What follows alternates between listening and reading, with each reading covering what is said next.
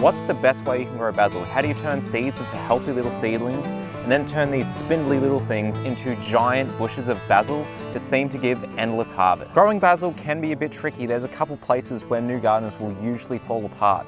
But once you know a couple of key tricks, you will be able to grow as much of it as you want. In this video, I'll show you how to start seeds, grow healthy seedlings, transplant these wherever you want, how to prune them to encourage big, vigorous, bushy growth, and then also how to propagate basil plants off any basil bush that you already own. So that even if it's late in the season, you can end up with as many basil plants as you want. So if you want to be a better basil gardener, sit back, hit that full screen button, and let's dig in. We are still really early into the basil season, so my basil plants have only just been starting to get planted out into the garden. But I thought it'd be better to make this video now because you will be able to follow along and grow your own basil this season. And basil is just about the plant that I have grown for the longest time.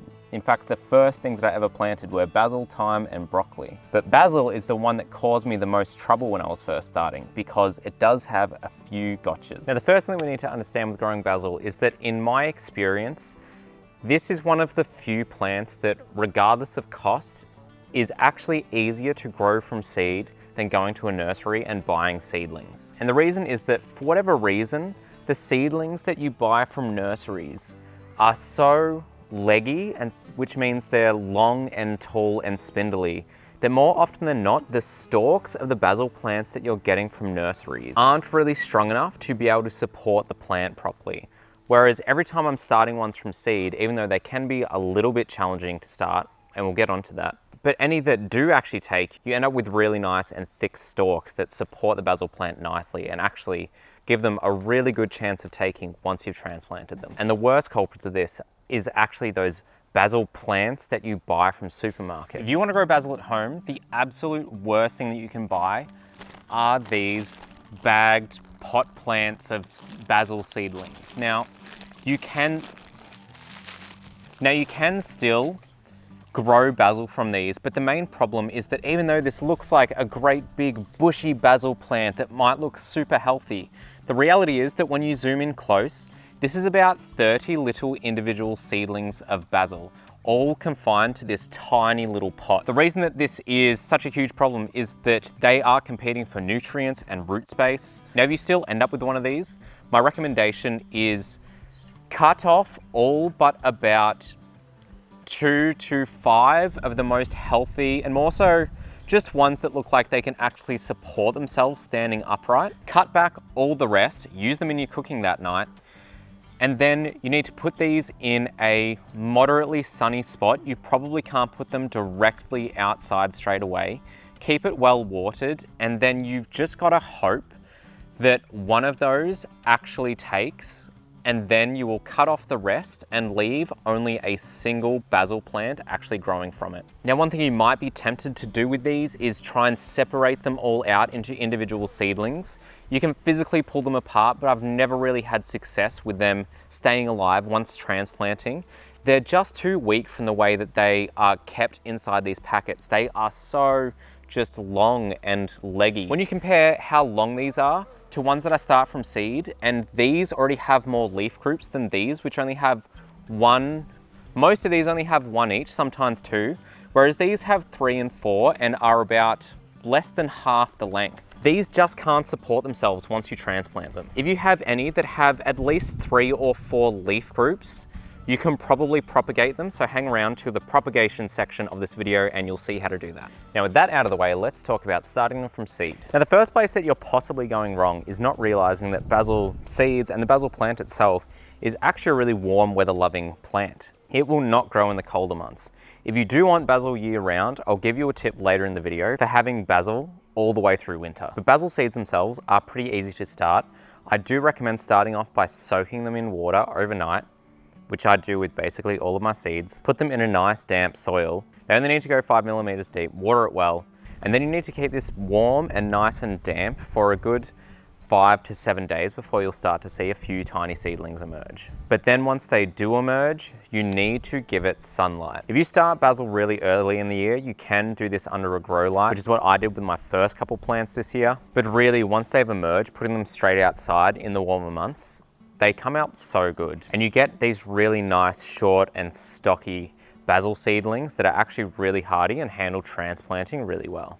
As for seed starting times in Australia, if you have a warm inside of the house or a seed raising mat, you can start starting them around late August. I'm of course talking from my experience down in Victoria in the northern states. I'm sure you'd probably nearly be able to grow it through the winter. Or if you are starting them outside, you still want to try your best to try and keep them nice and moist and warm in a little greenhouse, or try and put some plastic lids over the top. But you'll be able to start them from about mid-spring onwards. Now we need to talk about transplanting, and the thing is, this is probably the most likely place that you're going to be going wrong with growing basil, or more so the place that you're most likely going to end up killing your plant. Now my biggest recommendation with growing basil is you need to treat it as a numbers game.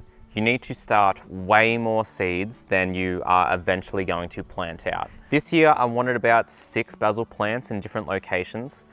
I started maybe 24 seeds. The reason is that no matter how good you are, basil, being quite a dainty plant, usually can get quite shocked by transplanting. But because it's so small and sensitive, you can't really direct sow it. So the strategy that I have found works the best with transplanting is you transplant it in clumps of about 3 or 4 plants, all just bunched together, say out of a single seed cell. Pop that in the garden and then give that a week or 2 to see which ones do actually survive and which ones get established. And then you can just trim that down to a single plant that you're then going to let grow on. Now we get on to the most important and also most fun part of growing basil, and that's pruning. Now I did mention before that it's still early-ish in the season here, so I don't have a great big bushy basil plant to show you pruning on, but I do have this one that I've been growing indoors that's big enough for me to show you how to prune it. Now growing plants or veggies indoors isn't really something that I cover on this channel, but if it's something that you want to learn, I can't recommend highly enough this indoor gardening series on Skillshare, which is today's video sponsor. Skillshare is the world's largest online learning community for creatives. Now, judging by some comments, a fair few of you have noticed that over the last couple of months, my video quality has really gone up, from editing to visuals to just general production. That's because I have been doing the YouTube Success course by Marques Brownlee on Skillshare. And I was paying for Skillshare before they came on as a sponsor, so thanks to them in more ways than one, I've been able to bring bigger and better videos to you guys. And if you're someone like me that loves jumping from hobby to passion to new interest to even leveling up your career, getting access to all of these under one subscription is such an awesome tool. And for the first 500 people that use the link in my description, you will get an entire first month for free. All right, now onto the really fun part. You might think of basil as this tiny little spindly dainty plant, but if you prune it in the correct way, this is one of my ones that I started earliest in the year that I have left inside. It's not the best example because it's grown a bit leggy because I've basically neglected it now that the actual season's here and I've been looking after the outside ones. But what I want you to notice is how thick and stocky the base of this basil plant is. These actually do grow into be quite a substantially bushy and woody plant at the base. One year I had one where the final basil plant was nearly 1 meter tall and this was getting close to about 1 inch thick. They do get huge, but only if you prune them correctly. So let's talk about where and how you prune on a basil plant. Now, if we look closely at this basil plant, what you'll notice is just a small wave from the bottom. It moves from being a single trunk into a double trunk. The reason that this happens is if we prune it in the right spot, we can encourage the plant to fork off like this. And then if we look one growth node higher than that again, we'll notice that I have managed to get those 2 branches to fork off into 2 more branches each, so that now we have 4 main leaders of the basil plant. And then if we look up to those 4 again, it happens again. And this is how you get those great, big, massive, thick bushes of basil plants, is we need to prune them in the right way to encourage this forking off and then forking off. And then we grow this big, wide basil plant that we can then just come and keep harvesting. Now, if you're new to gardening, this might seem really strange, but pruning basil back and using it often actually encourages it to keep growing, because from the plant's perspective, all the leaves are just solar panels that produce its power. You come and you take some of those solar panels away. It still wants to keep producing power, so it just replaces those with more solar panels. Now, in order to find a good point to trim, all we are looking for is at any point along a main stem, you'll notice that you have 2 big leaves coming out and then 2 smaller leaves. And if we trim just above this point, we will create one of those forking patterns that we've just shown you before. The main thing is you don't usually want to do this too close to the top of the basil plant.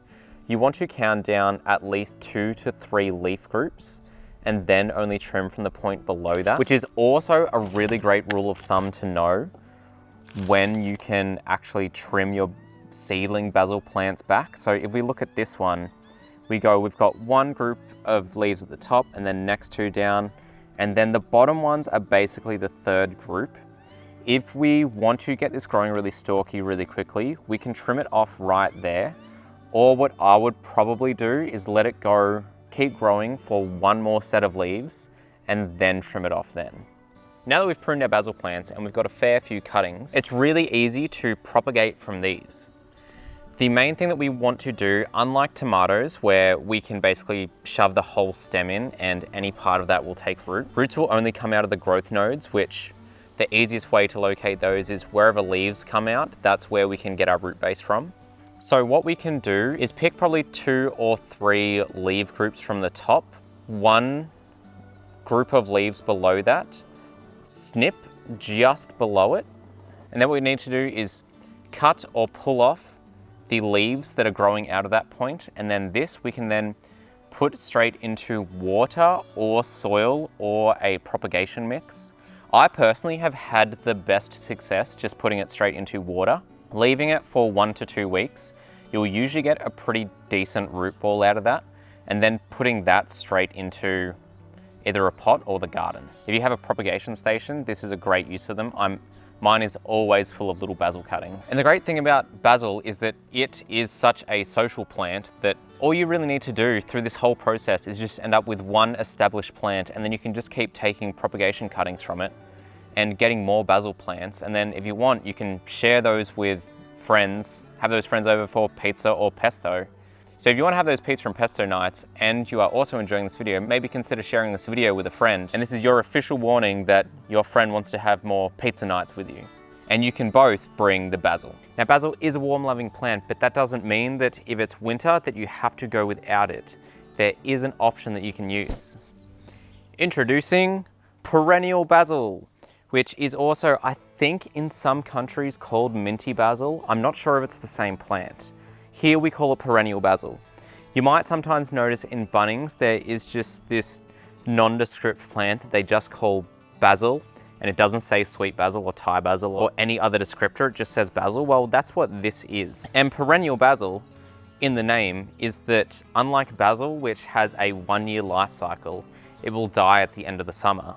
This just keeps on living. Basil is part of the mint family. Now this perennial basil is much more closely related to mint than basil is, and it can grow pretty aggressively where it will start to just infest beds. So I definitely recommend growing this in containers instead of chucking it into veggie beds. But other than that, it's really hardy. In terms of taste, eating it raw, it doesn't quite taste as similar to basil. It definitely tastes a lot more minty.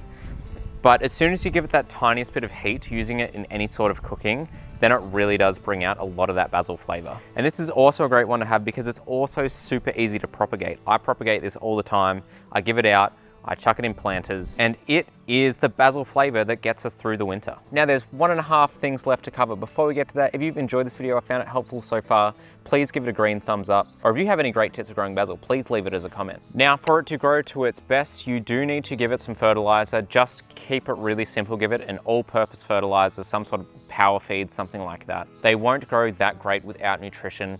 And the other thing is that basil, in my experience, really needs a really good, nice, loose, well-draining soil with plenty of nutrients. If you are trying to grow basil in the cheapest bag of potting mix from Bunnings, every time I've tried it, it hasn't worked out. As soon as I swapped to trying to grow basil in a high quality premium potting mix, that's when the plants just started to almost grow themselves. I really hope this video has helped some of you. Basil is absolutely my favorite herb. Thank you so much to the Patreons. Consider checking it out if you want to support the channel. If Skillshare is something that you're interested in, remember to use my link in the description. Thank you very much. I will see you next time.